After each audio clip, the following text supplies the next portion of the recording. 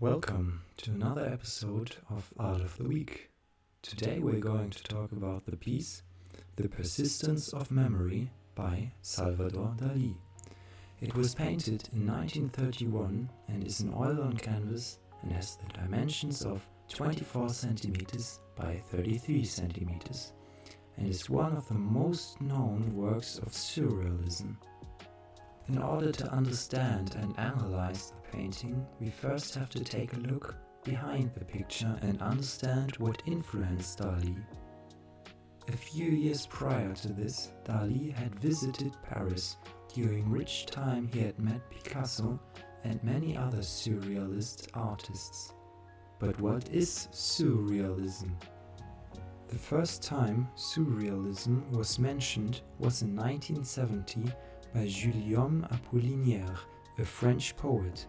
A short time later, surrealist groups were formed, and in 1924, two rival groups each issued a manifesto on surrealism, one by Juan Gol and one by André Breton, who later wrote another two. The word surrealism is composed of the two French words sur and réalisme, and it means something like over-realism, or in Breton's words, pure physic automatism by which one proposes to express either verbally, in writing or other matter, the real functioning of thought.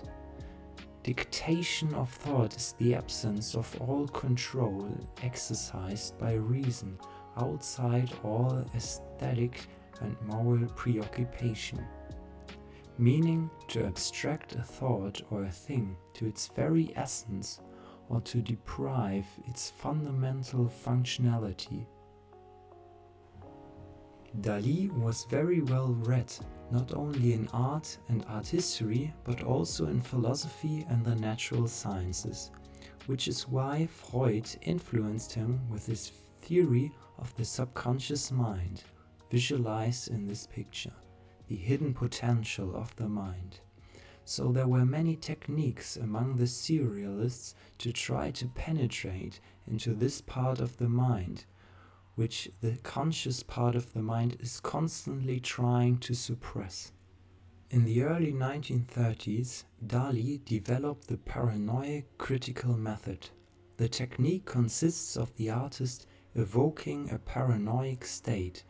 The aspect of paranoia that Dalí was interested in and which helped inspire the method was the ability of the brain to perceive links between things which rationally are not linked.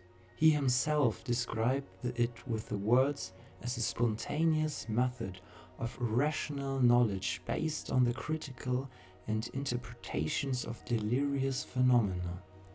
With this background knowledge, we can now better analyze the painting. In the background, we see cliffs at abnormally calm water. These are the Catalanian cliffs where Dalí lived in his youth. Together with the watches, they show a theme of softness and hardness that is very popular in Dalí's works. For us, cliffs are something solid, durable and constant. But through the interplay between time and water, cliffs are created in the first place, and it's precisely this that destroys them, as the water eats away slowly the cliffs over time. The tree and the clock with the ants are two more signs of decay over time in nature.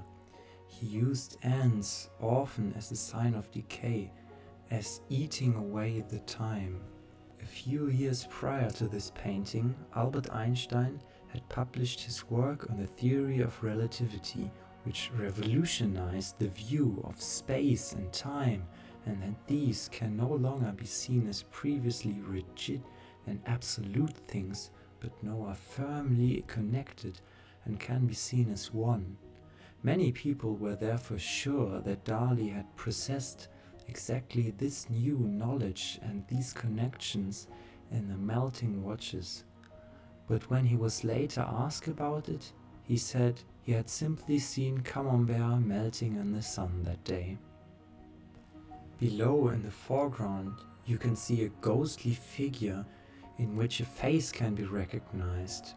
One can see this as a kind of self-portrait with the eyes closed. It looks like in a dream or trance, just like Dali was with this painting being the dream. The clock on the figure can also be a sign of how time behaves completely different in a dream. The complexity and the way with few elements which are not clearly connected to complete the painting so well, and the great freedom for interpretation have made this painting popular not only with art critics but also in pop culture. I hope you liked this week's episode. If you do, I would greatly appreciate a subscribe. And for the end, I would like to give a quote from Dali. If there were 2,000 Picassos, 30 Dalis, 50 Einsteins, the world would be practically uninhabitable.